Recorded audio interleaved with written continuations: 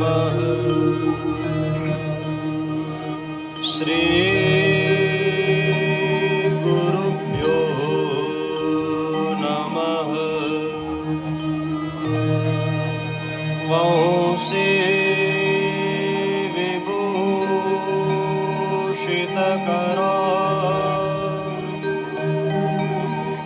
नवनीरदाभा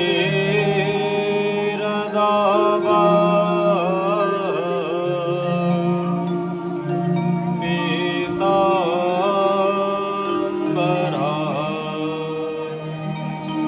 अरुणबिम्बफला दरुष्टा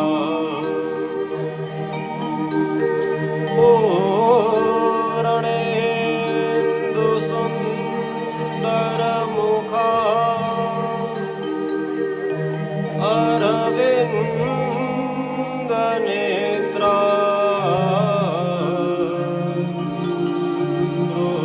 कृष्णात् परं किमपि तत्त्वमहं न जाने। कृष्णात्वदीयपदपङ्कजपञ्जरान्ते अद्यैव मे विशतु मानसराजहंस।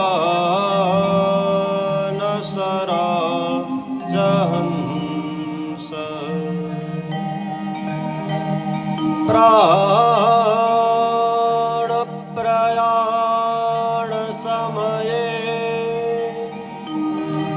कफवातपित्तये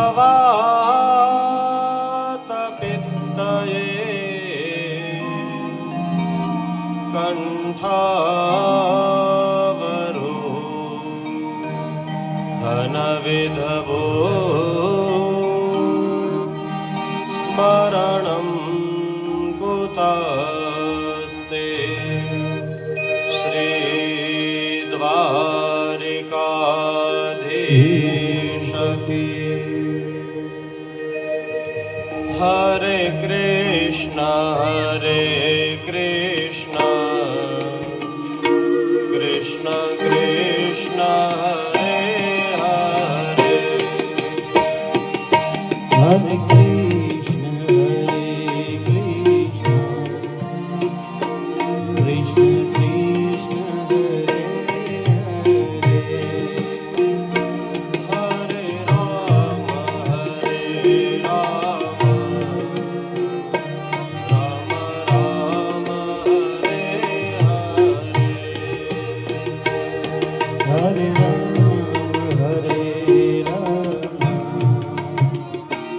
राम राम हरे हरे, हरे कृष्ण कृष्ण कृष्ण हरे हरे, हरे कृष्ण कृष्ण कृष्ण कृष्ण हरे हरे, हरे राम राम राम हरे हरे, हरे राम राम राम हरे हरे, हरे कृष्ण कृष्ण कृष्ण हरे हरे, हरे कृष्ण कृष्ण कृष्ण कृष्ण हरे हरे, हरे राम राम राम हरे हरे, हरे राम राम राम हरे हरे,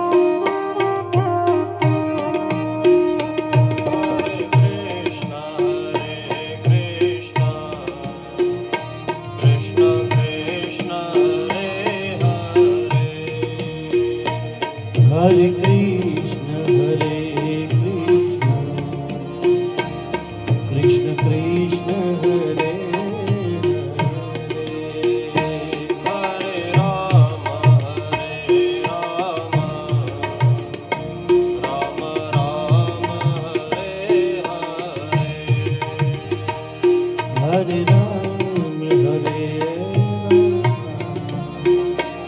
રામ હરે રામ રામ હરે રામ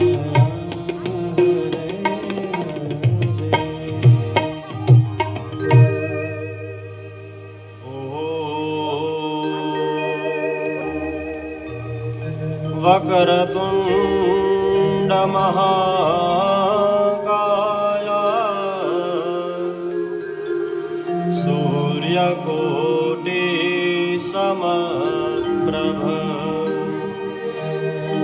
નિર્વિઘ્नं કુરુ મે દેવા સર્વકાર્યેષુ સર્વદા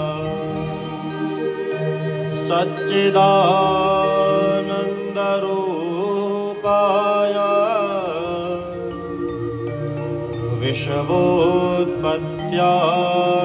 વિશ્વોત્પત્યાદિહેતવે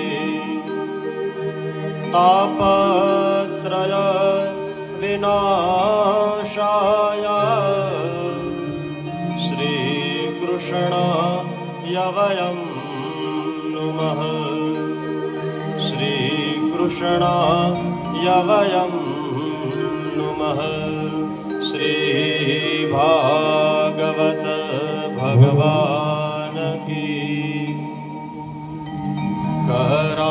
करारविन्दे न पदारविन्दं मुखारविन्दे विनिवेशयन्तम्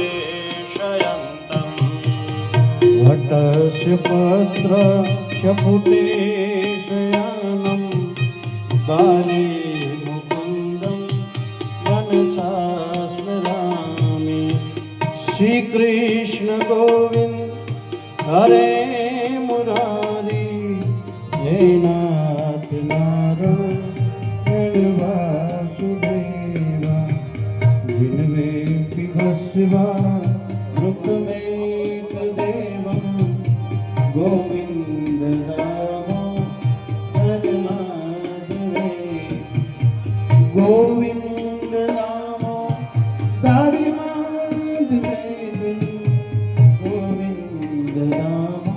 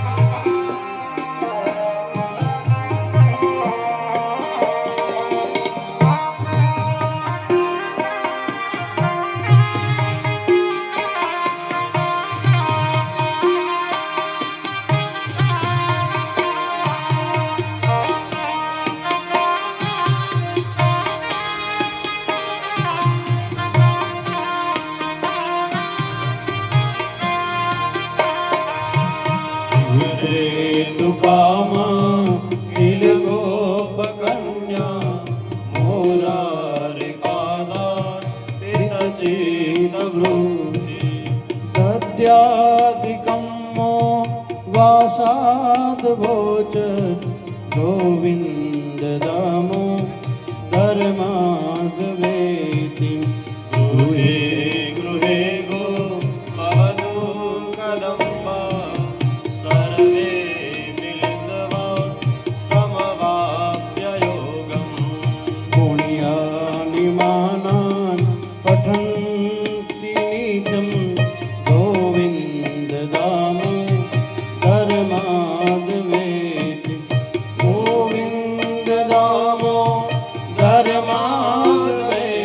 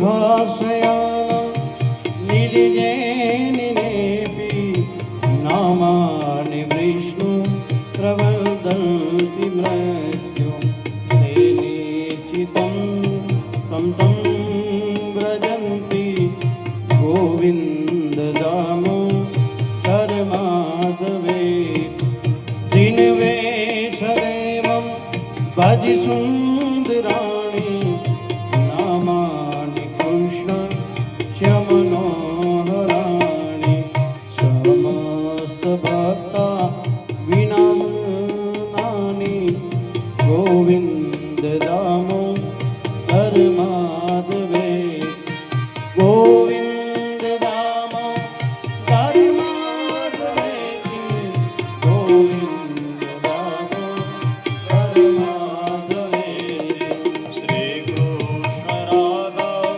वर गोकुलेश गोपाल गोवर्धननाथ विष्णु जिहवे बिभस्वा मृतमेतदेव गोविन्द दामो धर्माधवेति गोविंद मेरी यह प्रार्थना है बोलो न मेरा कभी तुम्हारा निष्काम होके दिन रात गाओ गोविंद दामो धर्माधवे देहांत करे तुम सामने हो बंसी बजाते मन को लुभाते गाता यही मैं कननाथ छोड़ो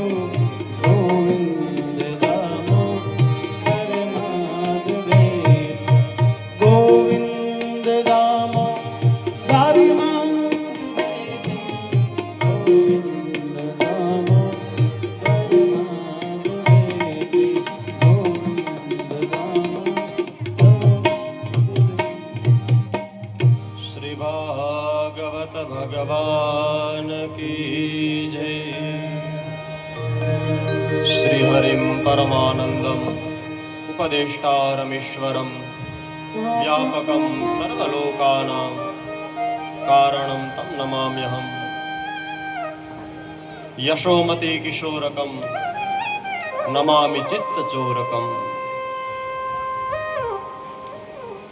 પૂરા વિશ્વમાં હંમેશા સૌનું કલ્યાણ કરવા માટે પ્રત્યેક યુગે અવતરિત થવાવાળા નંદનંદન યશોદા ધનવર્ધન ગોપીઓના પ્યારા ગાયોના પણ દુલારા એવા ભગવાન શ્રી કૃષ્ણચંદ્રના કરણોમાં કોટી કોટી પ્રણામ।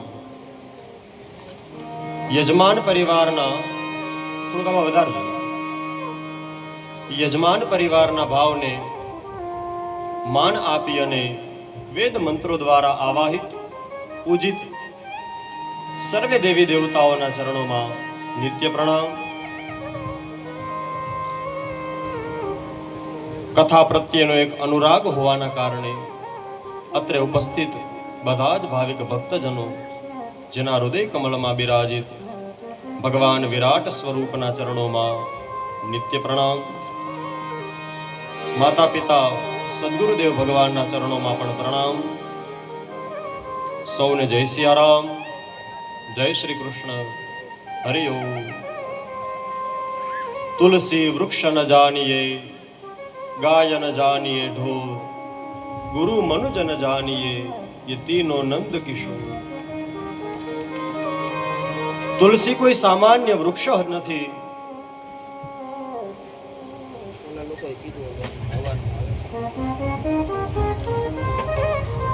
તુલસી કોઈ સામાન્ય વૃક્ષ નથી, ગાય કોઈ સામાન્ય પશુ નથી, અને આપણા જે પણ ગુરુ હોય એ ક્યારેય મનુષ્ય હોતા નથી। તુલસી વૃક્ષ હોવા છતાં પણ તે માં છે, આપણે તેને માં માની અને પૂજીએ છીએ। ઈકો હોય તો ઓછું કરજો। તુલસી છે તેને આપણે માં માનીએ છીએ, માટે તુલસી વૃક્ષને જાણીએ, ગાયને જાણીએ ઢોર. ગાય માતા આમ પશુ છે, પણ આપણે એને પશુ માનતા નથી, આપણે તેને માં માનીએ છીએ. અને આપણા જે પણ સદગુરુદેવ હોય એ હોય તો મનુષ્ય છે, પણ આપણને તેનામાં મનુષ્ય ન દેખાવા જોઈએ, આપણને તેનામાં આપણો કનૈયો દેખાવો જોઈએ. એ તીનો નંદ કિશોર સાક્ષાત પરમાત્માનું સ્વરૂપ છે. મહાપ્રભુ વલ્લભાચાર્યજીએ અનેક અર્થો પ્રગટ કર્યા છે. પ્રકરણાર્થ, શાસ્ત્રાર્થ, વાક્યાર્થ, શબ્દાર્થ, અનેક પ્રકારના અર્થો પ્રગટ કર્યા છે. શબ્દના અર્થ બતાવ્યા, વાક્યના અર્થ બતાવ્યા, સુબોધીની ટીકા લખી, તેમાં ભાગવત ઉપર વિશેષ પ્રકાશ પધરાવ્યો. ભક્તોના ચરિત્રનું વર્ણન બતાવ્યું. ગઈકાલે પણ આપણે ખાલી ચર્ચા કરી અને વાતને મૂકી હતી. સમયના અભાવે 2 દિવસથી આપણે એ વાતને બહુ વધારે દર્શન ન કરી શક્યા. ભગવાનના ભક્ત 2 પ્રકારે હોય, એક સકામ ભક્ત હોય, એક નિષ્કામ ભક્ત હોય. સકામ ભક્ત છે કોણ છે? જેને પ્રભુ પાસેથી કંઈક જોઈએ છે. નિષ્કામ ભક્ત કોણ છે? જેને પ્રભુ પાસેથી કાંઈ નથી જોતું.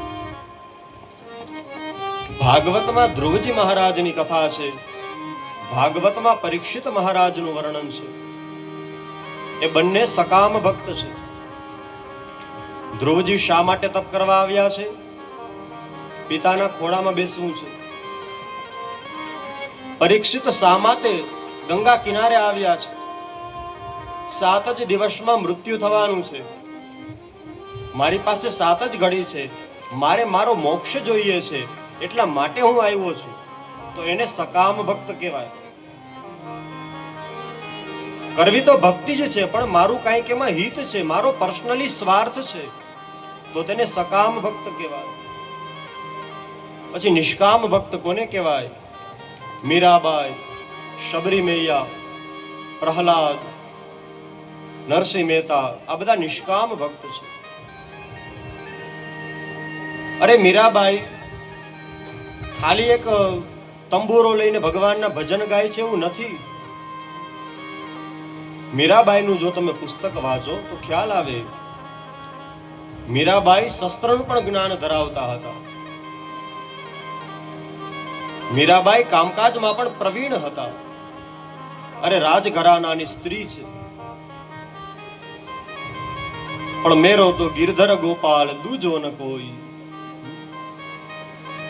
હું તો જ્યાં જાઉં મને મારો કનૈયો દેખાય. મીરાબાઈ ભગવાનની સેવા કરે છે. કથા તો પ્રસિદ્ધ છે, બધાને ખબર હોય. મીરાબાઈ ઠાકોરજીની સેવા કરે છે. રાણાએ ઝેર મોકલ્યું. એક બ્રાહ્મણ એ ઝેર લઈ મીરાબાઈને આપવા આવે છે. પેલા બ્રાહ્મણે શું કહ્યું? આ ઠાકોરજીનો પ્રસાદ છે, આ ઠાકોરજીનો પ્રસાદ છે. પછી પાછળથી કોઈ આવી અને કહ્યું છે કે ઓ મીરાબાઈ, આમાં ઝેર છે, હો ધ્યાન રાખજો, રાણાએ મોકલ્યું છે. ત્યારે મીરાબાઈ કહે છે એ તો ઝેર હોય કે અમૃત હોય, આ ઠાકોરજીનો પ્રસાદ છે, પ્રસાદનું નામ પડ્યું એટલે હવે તો પીવું જ પડે, હવે તો પીવું જ પડે. ગઈકાલે કથા આપણે શ્રવણ કરી હતી. ભગવાન ભોળાનાથે ગળામાં ઝેરને ધારણ કર્યું, નીલકંઠ કહેવાણા. એ કંઠ નીલ બની ગયો છે, એટલા માટે નીલકંઠ કહેવાણા. પરંતુ મીરાબાઈએ તો ઝેરને અંદર પહોંચાડી દીધું. કેમ? તો કે જ્યારે પ્રસાદનું નામ પડ્યું એટલે મીરાબાઈ તેનું પાન કરવા માટે તૈયાર છે. જ્યારે મીરાબાઈ પાન કરવા માટે તૈયાર થઈ ગયા તો ભગવાને તેને અમૃત બનાવી દીધું. અને પછી થયું એવું કે મીરાબાઈ ભગવાન દ્વારકાધીશની મૂર્તિની અંદર સમાઈ ગયા, એનું મૃત્યુ નથી થયું, ભગવાનની અંદર સમાઈ ગયા. આ ભગવાનના નામની તાકાત છે. ભગવાન કેરો ભરોસો છે, મને તો મારા રામ કેરો ભરોસો. એ રામ કેરો ભરોસો હોવો જોઈએ. માટે મીરાબાઈ એ નિષ્કામ ભક્ત છે. જીવનભર ભગવાનની તપસ્યા કરી, ભગવાનના નામનો આધાર લીધો, પણ પ્રભુ પાસે કંઈ ન માગ્યું. અરે પ્રહલાદ છે, એને અનેક પ્રકારના હિરણ્યકશિપુ કષ્ટ આપે છે. સમયના અભાવે ગઈકાલે આપણે માત્ર દર્શન કરી અને એક એક ઘાટ ઉપરથી આગળ જતા હતા. તો પ્રહલાદજીનું સુંદર ચરિત્ર છે. હિરણ્યકશિપુ કહે છે કે આ ધગધગતા થાંભલામાં ને બથ ભરાવો, આનું શરીર બળી અને ભસ્મ થઈ જાય. પ્રહલાદજી જુએ છે, બાળક નાનો છે, પણ જોયું કે જો બે કીડી એમાં જાય છે, એ બે કીડીને મારો નાથ કાંઈ ન થવા દે, મને શું થવા દે? જો કીડી એમાં જીવતી હોય તો હું પણ જીવિત જ હોઉં. થાંભલાને બથ ભરી લે છે, કાંઈ નથી થતું. પ્રહલાદ પણ નિષ્કામ ભક્ત છે. ભગવાનના આવા અનેક ભક્તો થયા. નરસિંહ મહેતા એ પણ ભગવાનના નિષ્કામ ભક્ત છે. ઘણા લોકો હોય ને એ મીઠી અદેખાઈ રાખતા હોય. જોજો, સમાજમાં ઘણા લોકો મીઠી અદેખાઈ રાખે. તમે હો ત્યારે તમારી સામે બહુ સારી સારી વાતો કરે. તમે હો ત્યારે તમને ગોળ ખવડાવે, જાવ એટલે વાહેથી ગાળો આપે. બેમાં આવે તો ગજ. નરસિંહ મહેતા ગયા છે, પિતાનું શ્રાદ્ધ છે, 11માની વિધિ. પત્નીએ કહ્યું કે મહેતાજી, ઘરે ઘણા બધા મહેમાનો આવશે, આપણે તેને ભોજન કરાવીશું, પણ ઘરમાં તેલ નથી, તમે તેલ લેતા આવો. મહેતાજી એક બરણી લઈ તેલ લેવા માટે ગયા. હવે દુકાનવાળાને આના પ્રત્યે અદેખાય. કેમ તો કે આ ભગવાનની આવી ભક્તિ કરીને જોવાતું નથી. જોજો, ઘણા લોકો સાધુ સંતો અથવા તો કોઈ ભગત હોય, કોઈ બ્રાહ્મણ હોય, ભગવાનની બહુ ભક્તિ કરતા હોય, કોઈને નડતા ન હોય, પણ કોઈને ગમે નહીં. બોલો, કોઈને ગમે નહીં. એને એમ થાય કે આ ભગવાનનું આટલું કા કરે? અરે તું કર ને, તારી આ વેલ્યુ આવશે, તારે ત્યાં પણ પ્રભુ વેલા પધારશે. મહેતાજી ગયા, તેલની બરણી આપી, તેલ જોઈ છે. દુકાનદારે કહ્યું, અરે મહેતાજી, તમારા દર્શન અમને કેદી થાય? હું અંદરથી ને તેલ ભરતો આવું છું, મારે થોડી વાર લાગશે. ગોડાઉનમાં અંદર છે, માટે વાર લાગશે. તમે એક કામ કરો, ત્યાં સુધીમાં એક સુંદર ભજન તો સંભળાવો. અને જ્યાં નાથનું નામ પડે અને મહેતાજી તંબુરામાં જો તાર ન જોડે, એવું બને નહીં. મહેતાજીએ કહ્યું કે ભલે, તો ભજન સંભળાવી દઉં. મહેતાજી જેવું ભજન ગાવાનું ચાલુ કરતા હતા, તરત જ પ્રભુ નરસૈયાનું રૂપ ધારણ કરે છે. કેમ તો કે ખબર છે કે આજે મારો ભક્ત મારી ભક્તિ કરવા માટે થઈ અને પોતાનું કાર્ય ભૂલી ગયો, તો હવે મારે એનું કામ કરવા જવું પડશે. પોતે નરસિંહ મહેતાનું રૂપ ધારણ કરી મહેતાજીના પિતાનું શ્રાદ્ધ કરવા મંદિરે પહોંચી જાય છે. મહેતાજી તો ભજન ગાવા લાગ્યા. સમય વ્યતીત થયો, કઈ ખબર ન પડી. બપોરે 2 વાગ્યે તેલ લઈ ઘરે આવ્યા. પત્નીને કહ્યું, દેવી તેલ લ્યો, તમે રસોઈ ને બધું કરો, હું જલ્દીથી ને મંદિરે જાઉં. પત્ની કહે છે કે શું ગાંડા જેવી વાત કરો છો? કેટલા વાગ્યા એ તો જુઓ, બપોરના 2 વાગ્યા. તમે તમારા હાથેથી જ બધાને ભોજન કરાવ્યું, બધાને દક્ષિણા આપી, બધી વિધિઓ તમે કરી, અને તમે વરી પાછું કહો છો કે હું મંદિરે જાઉં. મહેતાજી આકાશમાં જોયું કે હા, સમય તો બપોરનો થઈ ગયો. તરત જ સમજી ગયા, હું તો હતો નહીં, પણ મારો નાથ આવી મારું કામ કરી ગયો છે. મારો નાથ આવી એ મારું કામ કરી ગયો છે. પણ બસ ભરોસો મારા રામ કેરો. પછી એ રામ હોય, એ રામદેવ પીર હોય, એ કૃષ્ણ હોય, કે ભગવતી મહાકાળી હોય. હરિ તારા નામ છે 1000, કયા નામે લખવી કંકોત્રી. પ્રભુના તો અનેક અવતારો થયા. એક જ વૃક્ષમાં અનેક ડાળીઓ ફૂટે છે. કોઈ પૂર્વ દિશામાં જાય, કોઈ પશ્ચિમ દિશામાં જાય, કોઈ ઉત્તરમાં જાય, પણ બધી જ ડાળીઓ કેરી જ આપે ને. આંબાનું વૃક્ષ હોય એમાં કદાચ 10 ડાળીઓ હોય તો 10 કેરી જ આપે. દિશા અલગ હોય પણ ફળ આપવામાં ભેદ ન હોય. એમ ભગવાનનું નામ અલગ હોઈ શકે, તત્વ તો એક જ છે, એમાં કોઈ ભેદ નથી. કોઈએ પૂછ્યું કે આવું કેમ અલગ અલગ પ્રકારના ભગવાનના નામો છે? ભગવાન કહે છે કે આ મારા સનાતન ધર્મની સમૃદ્ધિ છે, એની આ તાકાત છે. બગીચામાં અલગ અલગ પુષ્પ હોય તો સુગંધમાં કંઈક વધારો થાય. એમ અલગ અલગ પ્રકારના નામો ભગવાન ભક્તને વશ થઈ અલગ અલગ અવતાર ધારણ કરે છે. માટે મીરાબાઈ, નરસિંહ મહેતા, શબરી આ બધા નિષ્કામ ભક્ત છે. 5 જ વર્ષની સ્ત્રી છે,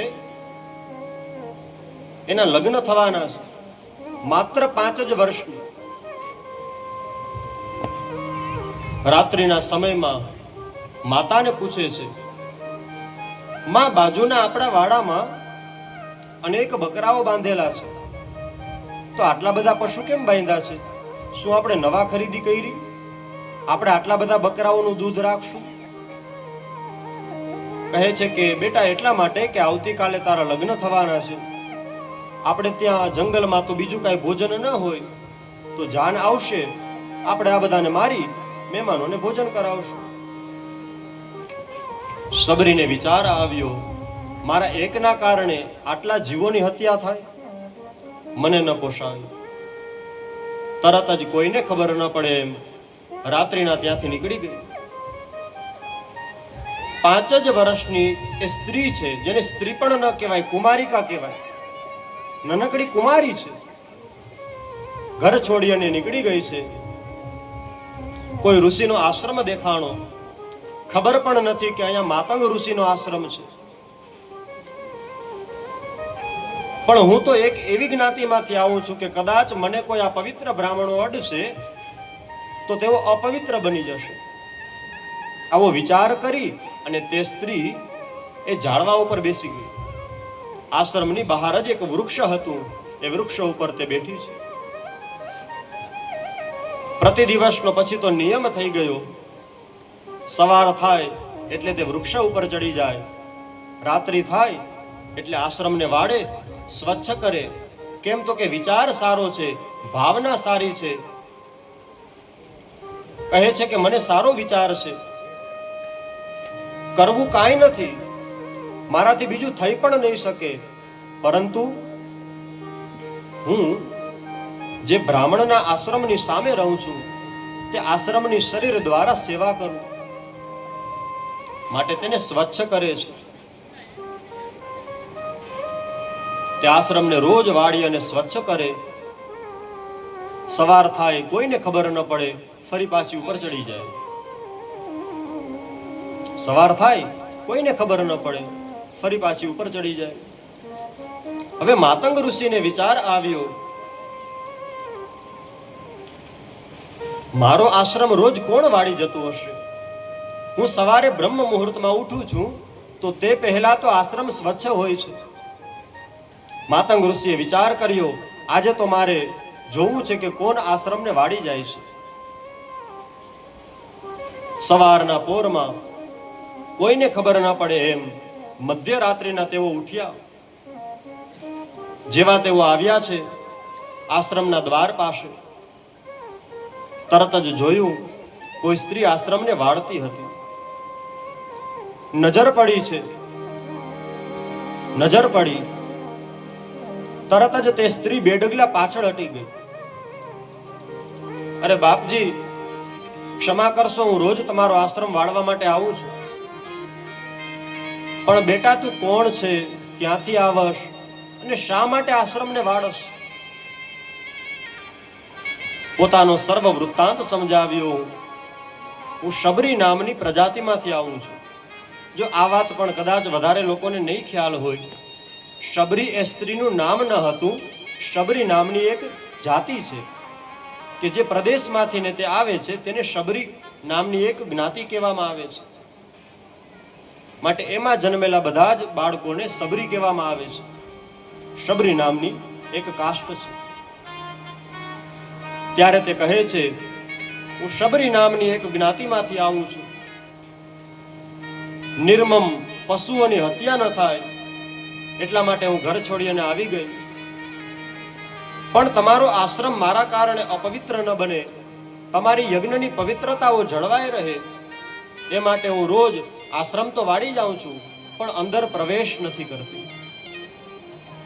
માતંગ ઋષિને વિચાર આવ્યો, આ ભલે ગમે તે જ્ઞાતિની હોય પણ આના વિચાર ઉચ્ચ છે, આના વિચાર ઉચ્ચ છે. પોતાના આશ્રમમાં એક ઝૂંપડી બનાવી દીધી. હવે રોજ એ સ્ત્રી એ ઝૂંપડીમાં રહે. ગુરુજી રોજ જુએ છે આ ભીલ જ્ઞાતિની કન્યા છે, શબરી જ્ઞાતિની કન્યા છે, પરંતુ આનો ભગવાન પ્રત્યે, બ્રાહ્મણો પ્રત્યે, ધર્મ પ્રત્યે વિશેષ અનુરાગ છે.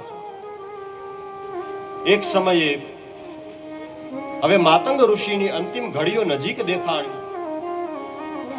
ત્યારે તે શબરીને કહે છે, બેટા, મારા આશ્રમમાં તો ઘણા બ્રાહ્મણો છે, અનેક વિદ્વાનો, મંત્રને જાણનારા, સ્તોત્રને જાણનારા, વ્યાકરણને જાણનારા, એ પણ ધર્મજ્ઞાની છે, બધા બહુ સારા છે. પણ મેં જેને ભક્તિ કહેવાય એ ભક્તિ બધા કરતા તારામાં વધારે જોઈ છે. માટે બેટા, તને આશીર્વાદ આપું છું, તારા આંગણે રામ આવશે. બેટા, તારા આંગણે રામ આવશે. આશ્રમમાં અનેક બ્રાહ્મણો હતા, કોઈને આશીર્વાદ ના આપી. તો આ કથા આપણને શું શીખડાવે છે? કોઈને ઉચ્ચ બતાવવાની વાત નથી, કોઈને નીચ બતાવવાની વાત નથી. ગઈકાલે જ મેં વાત કરી હતી, પ્રથમ દિવસ પણ વાત કરી હતી. ભગવાન આપણો ભાવ જોઈને આવે છે. ગરીબ માણસને તિલક કરવું હોય તો એના માટે પણ ચંદન અને કંકુ જ હોય.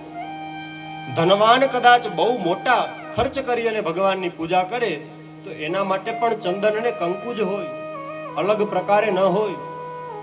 અરે એ પણ છોડો, સામાન્યમાં સામાન્ય વ્યક્તિના ઘરે પૂજા હોય તો પણ ગણપતિનો એ જ મંત્ર હોય, અને ધનવાન માણસને ત્યાં પૂજા હોય તો પણ ભગવાનનો એ જ મંત્ર હોય. એનો મતલબ ભગવાન બધા માટે એક સરખા છે. પરંતુ વાત યાદ રાખજો, કોઈ ધનવાન છે, કોઈ સંસ્કારી પરિવારમાં જન્મ્યો છે, કોઈ સમજદાર છે, કોઈ ભણેલો છે, તો એની પાછળ એનો પરિશ્રમ બોલે છે. એની પાછળ એનો પરિશ્રમ બોલે છે. એની પાછળ પૂર્વ જન્મના સંસ્કાર બોલે છે. ભગવાન કોઈને અન્યાય કરતા જ નથી. કોઈ સર્વાંગ સંપૂર્ણ સાજા જન્મે, કોઈ લુલા લંગડા જન્મે, કોઈ બહુ સારું બોલી શકે. ભગવાને કોઈને વાચા જ ન આપી હોય. આવું કેમ? ભગવાન ક્યારેય કોઈને અન્યાય કરતા જ નથી. આપણા જેવા કર્મ હોય એ પ્રમાણે આપણને ફળ મળે છે. મારે ત્યાં લગ્ન હોય, ભાઈને ત્યાં લગ્ન હોય, અથવા તો તમારે ત્યાં લગ્ન હોય, કોઈ પણ પ્રસંગ હોય, આપણા ખીચામાં જેટલા પૈસા હોય આપણે એ પ્રમાણે ખર્ચ કરીએ ને. આપણા ખીચામાં જેટલા પૈસા હોય એ પ્રમાણે ખર્ચ કરીએ. એમ જેની પાસે જેવું કર્મ હોય, જેટલું પુણ્ય હોય, પરમાત્મા એ પ્રમાણે જ ફળ આપે છે. યાદ રાખજો.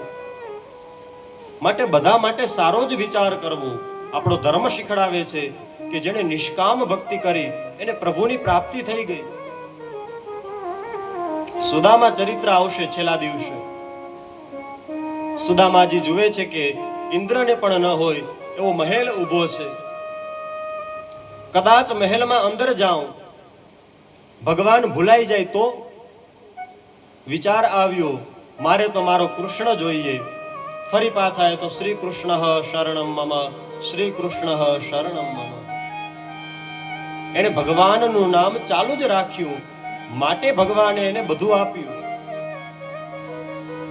જ્યારે આપણું પુણ્ય વધે છે તો આપણને ફળ મળે છે, આપણને સુખ મળે છે. અને જ્યારે દુઃખ વધે, જ્યારે પણ તકલીફો વધે, ત્યારે યાદ રાખવું આપણા પાપમાં વધારો થયો છે. અરે સાહેબ, અમે તો એવા એવા ધનવાનોને જોયા છે કે જે ખૂબ મોટા ધનવાન હોય પણ નિત્ય ભગવાનની સેવા કરે. અરે અમે એવા નાનામાં નાના ગરીબ માણસને પણ જોયા છે કે જેના ઘરમાં કાંઈ જ ન હોય, ભગવાનને ખાલી બી ધરાવે પણ અવશ્ય ભગવાનની પૂજા કરે. કહેવાની આપણી મૂળ વાત, ભગવાન બધા માટે એક જ સરખા છે, પણ ભગવાન પ્રેમથી પ્રગટ થાય છે. સિયારામમય સબ જગ જાની, કરહુ પ્રણામ જોરી જુગ પાની. આખું વિશ્વ સિયારામમય છે. તકલીફ ક્યાં છે? પ્રહલાદને ભગવાન થાંભલામાં દેખાણો, આપણને મૂર્તિમાં પણ નથી દેખાતો. જો ભગવાનના દેવ સ્વરૂપ જ્યાં બિરાજે છે ત્યાં પણ આપણને ભગવાન ન દેખાય તો માણસની અંદર તો ક્યારે દેખાય ભાઈ? ઘણી વખત આપણે એવું કરીએ, મંદિરમાં જઈને આપણે ભગવાનને બહુ મોટી મોટી પૂજા કરીએ, તેને પ્રણામ કરીએ, પણ માણસને પ્રેમથી ન બોલાવીએ તો એ નકામું છે. માણસની સાથે પ્રેમપૂર્વકનો વ્યવહાર કરવો. આપણા ધર્મમાં, આપણા ગ્રંથોમાં કથાઓ છે, એ માત્ર એટલી કથાઓ નથી કે કેવલ ભગવાનની પૂજા કરો, એમાં સામાજિક વ્યવહાર પણ બતાવ્યા છે. યુધિષ્ઠિરને યુવરાજ બનાવવો કે દુર્યોધનને યુવરાજ બનાવવો, જ્યારે એ ચર્ચા આવે છે તો એમાં એ પણ ચર્ચા આવે છે કે યોગ્યતા કોની પાસે છે. પાત્રતાને જ પ્રણામ હોય, ગમે તેને ન હોય. અરે ગંગાજળ તમે દારૂની બોટલમાં ભરીને રાખો તો એ ગંગાજળ અપવિત્ર બની જાય. ગંગાજળને દારૂની બોટલમાં ભરીને રાખો તો તે ગંગાજળ પણ અપવિત્ર બની જાય. કસાઈના ઘરનો પોપટ હોય એ રામ ન બોલે, એ કાપો કાપો બોલે. ભગવાનના ભક્ત ઘરનો કોઈ પોપટ હોય તો તે રામનું નામ બોલે, કૃષ્ણનું નામ બોલે, રાધાનું નામ બોલે. માટે તમે ક્યાં બેસો છો, તમે ક્યાં રહો છો, તમે ક્યાં જાવ છો, એનું મહત્વ છે. અરે આપણી એવી સુંદર પરંપરા છે, આપણા સગા વહાલા, આપણા મિત્ર, આપણા પાડોશી કોઈ જાત્રાએ જતા હોય તો આપણે તેને પડો આપીએ, આપણે તેને 10-20 રૂપિયા આપીએ. કેમ? તો કે અમારા વતી તમે ત્યાં કંઈક મૂકજો, અમારા વતી તમે ત્યાં દર્શન કરજો. કરીએ ને, એ આપણી પરંપરા છે. માટે ક્યાં બેસવું, ક્યાં બોલવું, ક્યાં ન બોલવું બહુ જરૂરી છે. ગુજરાતીની જ વાત કરીએ, સંસ્કૃતમાં પણ આપણે વાત કરી હતી, અતિ ભલો ન બોલનો, અતિ ભલો ન ચૂપ રહેનો. તો ગુજરાતીમાં જ બે કહેવત છે, ન બોલવામાં નવગુણ અને બોલે તેના બોર વેચાય. સ્થાન જોઈને બોલવું જોઈએ.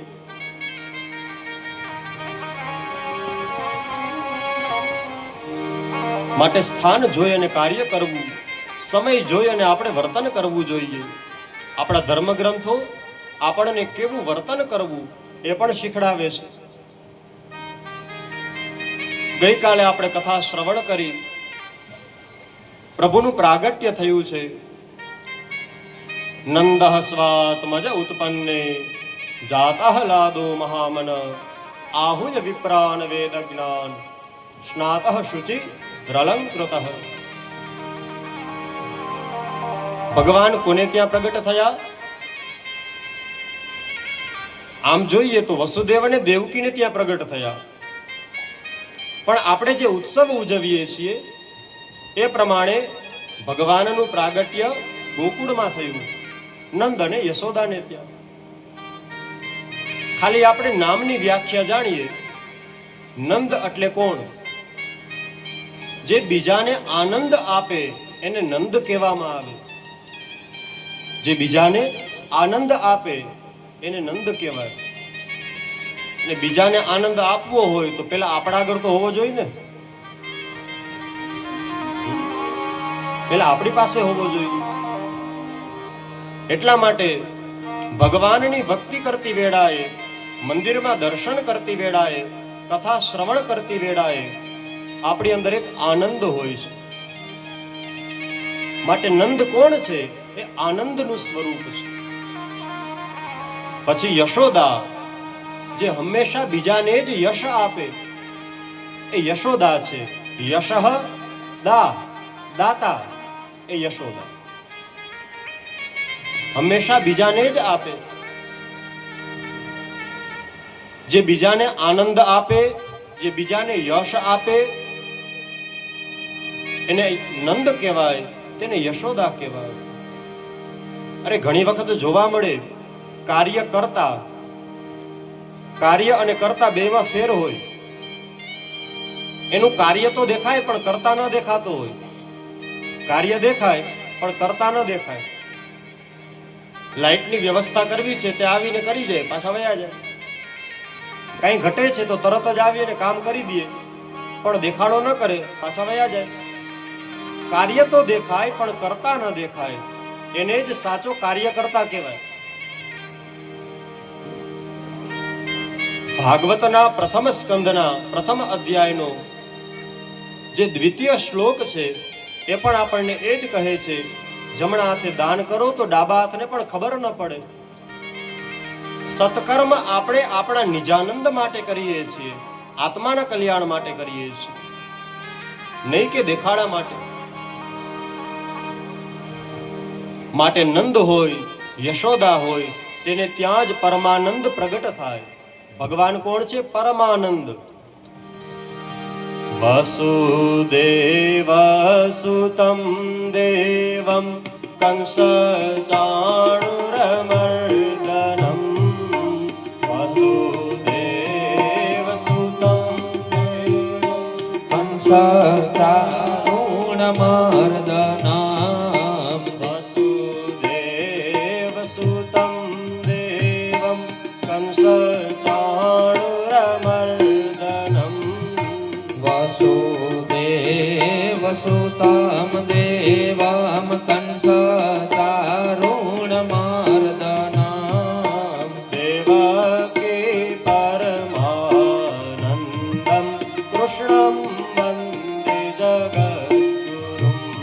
હે દેવકી પરમાનંદમ કૃષ્ણં વંદે જગદ્ગુરુ. ભગવાન કોણ છે? પરમ આનંદ સ્વરૂપ. વસુદેવ સુતમ દેવમ કંસ ચાણૂરમર્દનમ. દેવકી પરમાનંદમ કૃષ્ણમ વંદે જગદ્ગુરુ. ભગવાન પરમ આનંદમય સ્વરૂપ છે.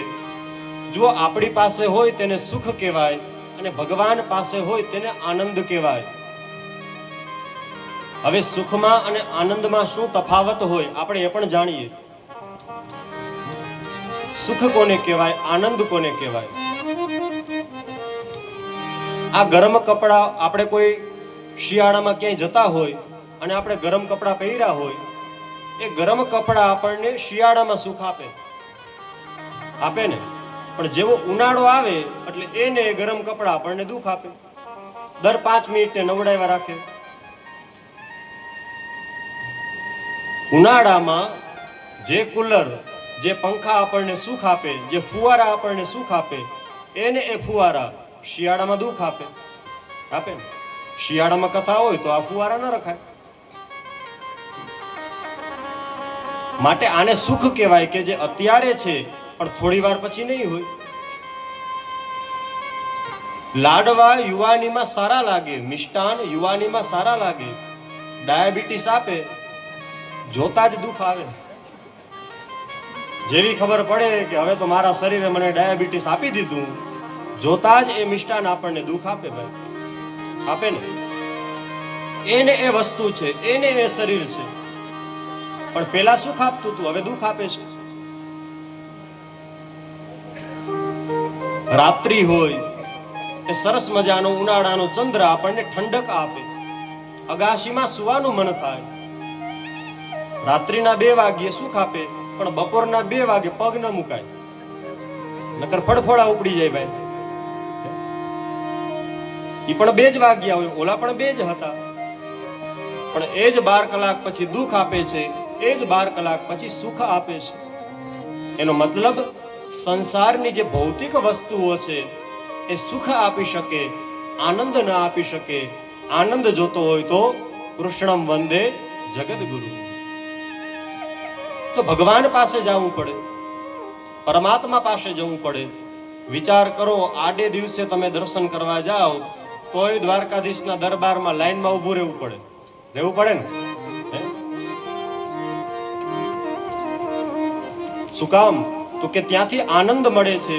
અરે કાંઈક તો એવું તત્વ છે જ કે આવડી બધી પબ્લિક ત્યાં આવે છે. 2-4 ગાંડા હોય, 100-200 ગાંડા હોય, લાખો માણસ થોડા ગાંડા હોય. કાંઈક મળે છે એટલા માટે ત્યાં જાય છે. પરમાત્માનું સ્વરૂપ દર્શન કરવા માત્રથી આપણને આનંદ આપે છે. અરે ભગવાનના શબ્દ છે, ખાલી શ્રવણ કરો તો પણ આનંદ આપે છે. આવો આપણે કથામાં પ્રવેશ કરીએ. ખૂબ સારી રીતે ભગવાનનો નંદોત્સવ આપણે ઉજવ્યો. કદાચ હજી કલાક મોડું કર્યું હોત ને તોય કોઈ આમાં થાકે એમ નહોતા. એવો આનંદ હતો ને. સમયની મર્યાદા, બધું આપણે જોઈને ચાલવું પડે. પ્રભુ પ્રગટ થાય એટલે આનંદ આવી જ જાય, કારણ કે પરમાનંદ આવે અને આનંદ ન આવે એવું ના બને. તમે મંદિરમાં દર્શન કરવા જાઓ છતાં પણ જો બારે નીકળીને કંઈક ચિંતા થતી હોય, કંઈક ઉપાધિ થતી હોય, તો એનો મતલબ તમારી આંખોએ તો ભગવાનને જોયા છે, પણ આત્મા હજી આઘી છે, આત્મા હજી દૂર છે. કેમ? તો કે પ્રભુને જ્યારે તમે નેત્રના માધ્યમથી અંદર પધરાવો એટલે આનંદ આવી જ જાય. ન આવે તેવું ન બને. માટે જ્યારે પણ દર્શન કરવા જાઓ તો ભગવાનની સામે આંખ ખોલીને જુઓ, ખૂબ ભગવાનને નિહાળો. પુષ્પ વાટિકામાં જ્યારે રામ અને સીતા એકબીજાને જુએ છે, નયન એકબીજાના જ્યારે મળ્યા પછી સીતાજીએ નેત્ર બંધ કરી દીધા. કેમ? તો કે પ્રભુને જોયા પછી બીજે ક્યાંય જોવાનું મન નથી. મારા નાથને મેં જોયો, હવે બીજે ક્યાંય જોવાનું મન નથી, એટલા માટે નેત્ર બંધ કરી દે છે. પેલા ખૂબ સારી રીતે ઠાકોરજીને તમે નિહાળો, પછી નેત્ર બંધ કરો. નેત્ર બંધ કર્યા પછી તમે પ્રયત્ન કરો કે હું નેત્ર બંધ કરીને ભગવાનને જોઉં. ભલે થોડું થોડું દેખાશે, વધારે નહીં દેખાય, પણ છતાં પણ યાદ કરો. દર્શન કરીને જાઓ ઘરે, ત્યારે માર્ગમાં વિચાર કરો કે આજે ભગવાનની પાછળ પીછવાઈ કેવા કલરની હતી, આજે પ્રભુએ કેવો મુગટ પહેર્યો હતો, આજે પ્રભુના શ્રૃંગાર કઈ રીતે મુખિયાજીએ કર્યા હતા. એનું મનોમન કરો, ચિંતન કરો. પુષ્ટિ માર્ગમાં 8 મંગળા આવે. પુષ્ટિ માર્ગમાં 8 મંગળા હોય. એનું કારણ શું છે? જેવું એક મંગલ પૂરું થાય એટલે તરત જ બીજી ચિંતા કે હવે ઠાકોરજીની આ સેવા કરવાની છે, વળી એની તૈયારી, વળી બીજી સેવા પૂર્ણ થાય એટલે વળી પાછી એની વ્યવસ્થા. 8 પ્રહર ચિત્ત ચૈતન્યમાં ચોટેલું રહે, એટલા માટે 8 મંગળા છે. એટલા માટે 8 મંગળા છે. પ્રભુનું પ્રાગટ્ય થયું છે. નંદ બાબા ખૂબ રાજી થયા છે. મોટી ઉંમરે પરમાત્મા સ્વયં પધાર્યા છે. 2 લાખ ગાયોનું દાન કર્યું. યશોદાજીને ત્યાં પુત્ર થયો છે, આવા સમાચાર મળ્યા. ગોપીઓ પણ આવી, ગોવાળો પણ આવ્યા. પ્રભુની ઉપર દહીંનો અભિષેક થાય છે, પ્રભુની ઉપર દૂધનો અભિષેક થાય છે. બધાને ખૂબ આનંદ થયો છે, જાણે દરેક વ્યક્તિના ઘરે પ્રભુ અવતરિત થયા હોય તેવો જ આનંદ છે. સર્વત્ર આનંદ છવાઈ ગયો છે. કોઈ જગ્યાએ પવન ઉપડે તો એક ઘરમાં પવન ન આવે, એ ઘરના જેટલા એ ગામના જેટલા મકાનો હોય એ બધી જગ્યાએ અગાસીએ હુકવેલા લુગડા ઉડી જાય. કેમ તો કે પવન તો બધે લાગે ને ભાઈ. એમ પ્રભુ જ્યારે જે પણ સ્થાનમાં પ્રગટ થાય છે તો ખાલી એક જ ઘરને આનંદ નથી આપતા, એ ગામના સમસ્ત વ્રજવાસીઓને આનંદિત કરી દે છે. બધા ખૂબ આનંદિત થયા છે. બ્રાહ્મણો આવી સ્વસ્તિ વાચન કરે છે, વેદના મંત્રો બોલાયા, વ્રજમાં સર્વત્ર ઉત્સવ ઉજવાયો છે. બ્રહ્મ મુહૂર્તમાં 4 વાગ્યા ઉત્સવ ઉજવાણો. ભગવાન વિષ્ણુ અવતાર લે અને શિવ ન આવે એવું ન બને. માટે ભગવાનનું પ્રાગટ્ય થયું ત્યારથી જ ગોકુળમાં રિદ્ધિ અને સિદ્ધિ સર્વત્ર છવાઈ ગઈ છે. બધાની અંદર કંઈક અલગ જ તેજ જોવા મળે છે. શ્રાવણ વદ દ્વાદશીના દિવસે ભગવાન શંકર અને કૃષ્ણનું મિલન થયું છે. પ્રભુને થયું કે ચાલો ને, મારા ઈષ્ટદેવ અવતરિત થયા છે, હું તેના દર્શન કરતો આવું. જેમ યમુનાજીને થયું હતું કે પ્રભુ જ્યારે મથુરામાંથી ગોકુળ જાય છે તો સૌથી પહેલી વાર એના ચરણનો સ્પર્શ હું કરીશ, એટલા માટે યમુનામાં પૂર આવ્યું હતું. મહાદેવને થયું મારો નાથ આવે તો પેલા દર્શન એના જ કરીશ. માટે આવો 2 કડી સાંભળીએ.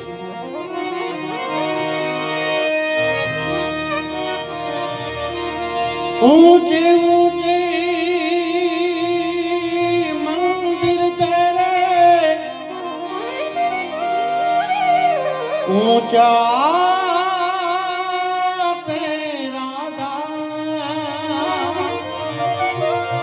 ओ कैलाश